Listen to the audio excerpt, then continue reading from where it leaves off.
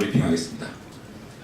미국의 통상압력, 좌편향 문재인 정권의 무능이 초래한 외교 참사입니다. 문재인 대통령이 미국의 통상압력에 대해 WTO에 제소하는 등 당당하고 결연한 대응을 하라고 주문했습니다. 통상압력인지 미국의 경제 보복인지도 구분하지 못하고 있는 문재인 대통령의 인식이 너무 불안합니다. 한미동맹의 균열에서 비롯된 미국과의 외교 참사를 반미 정서로 호도하고 지지율을 관리하려는 좌편향 이념 정치의 본색을 드러낸 것입니다. 문재인 정권은 집권 이래 강력한 보호무역주의를 표방하고 있는 트럼프 정부에 대해 어떤 전략을 세웠고 실제로 어떤 설득을 해왔는지 반성부터 해야 합니다. 왜 미국이 한국을 콕 찍어 경제 보복을 시작했을까요? 중국에는 산불 정책을 선뜻 약속하면서도 사드 문제를 비롯하여 대북 제재 예외 조항 요구 등 미국과는 매 고비마다 엇박자를 내는 탈동맹적 외교 정책이 결국 미국으로 하여금 우리를 경제 동맹에서 이름을 지우게 만들고 있다는 사실을 깨달아야 합니다. 특히 이번 철강 분야 폭탄 관세 조치는 대기업보다 대응 여력이 없는 중소철강업체의 줄도산을 예고하고 있습니다. 이미 대기업인 포스코나 현대제철은 미국에 대한 수출 의존도가 4% 미만이고 세아제강은 베트남과 미국 현지에 자체 생산시설을 완비하고 있습니다.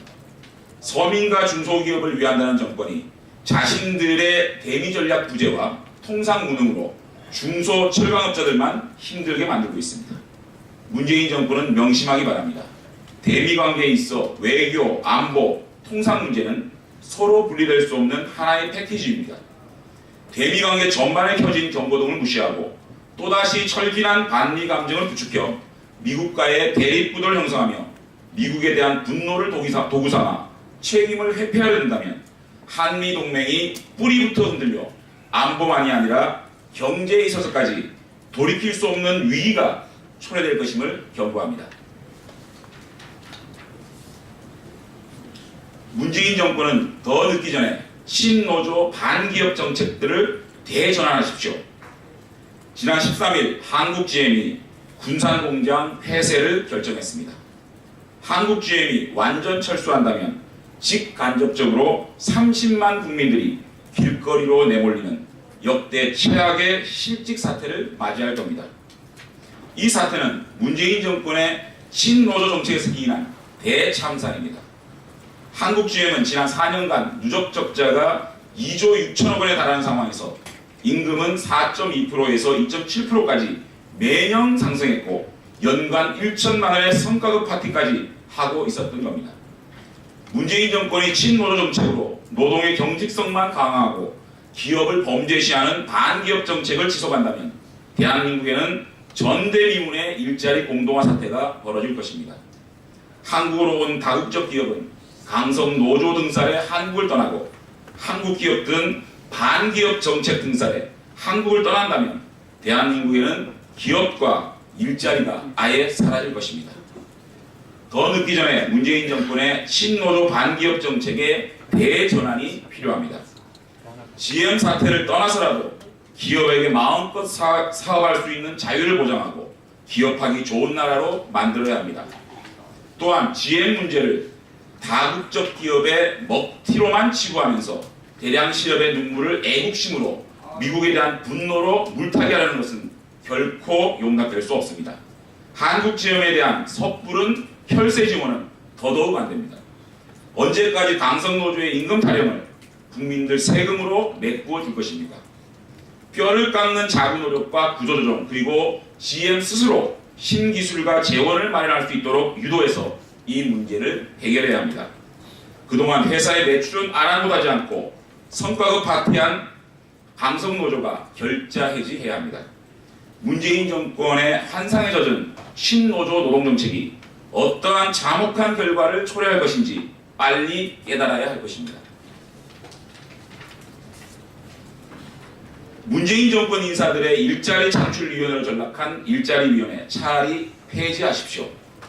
문재인 대통령이 직접 위원장이 되어 취임 1호 지시로 출범한 일자리위원회가 국민들의 일자리 창출이 아니라 자신들 일자리 창출위원회로 전락하고 있습니다.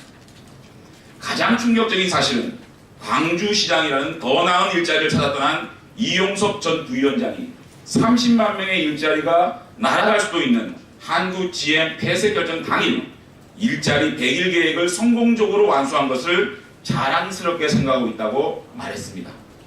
최소한의 부끄러움도 모르는 사람들입니다. 청년 실업률 사상 최고치 기록이 자랑스럽다는 분이 광주의 청년 실업률은 어떻게 만들어 놓을지 걱정입니다. 더 놀라운 것은 문재인 대통령이 떠나는 이 전 위원장에게 일자리 기반 마련하느라 고생 많았다면서 준비 잘해서 뜻을 이루기 바란다고 당부했다는 것입니다.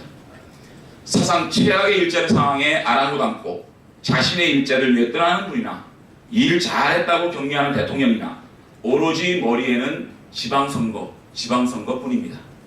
설상가상 올해 자신들 일자리 창출위원회에 혈세 52억 3,100만 원이 투입됩니다. 차라리 위원회를 폐지하고 그 돈으로 청년들의 아르바이트 자리를 하나라도 더 만드십시오. 문재인 정권은 일자리가 복지요, 일자리가 국민의 삶 자체임을 명심해야 합니다. 문재인 정권은 자신들이 국정 최우선 과제로 삼은 일자리 창출을 위해 만든 일자리위원회를 정권 인사들의 일자리 창출과 스펙 쌓기 위원회로 전락시킨다면 준엄한 국민적 심판을 받게 될 것입니다. 이상입니다.